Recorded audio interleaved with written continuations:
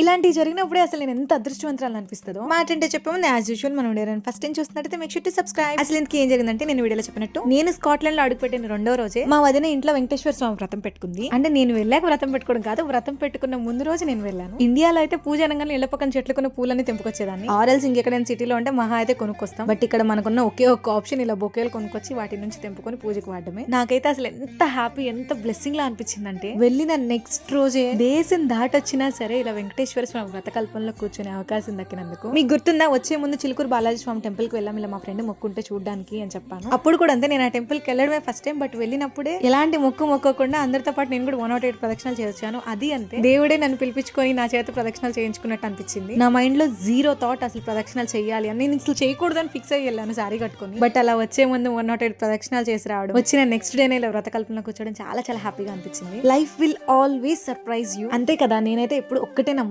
జరిగే ప్రతి ఒక్కదానికి ఖచ్చితంగా ఏదో ఒక కారణం ఉంటది. ఏది జరిగినా కూడా మన మంచికే. So just believe in God, trust your self, keep smiling and go forward. ఈ వీడియో చూసాక మీకు ఏమనిపించిందో కామెంట్ చేసి, లైక్ చేసి, షేర్ చేసి, సబ్స్క్రైబ్ కూడా అస్సలు మర్చిపోకండి. ఉంటాను.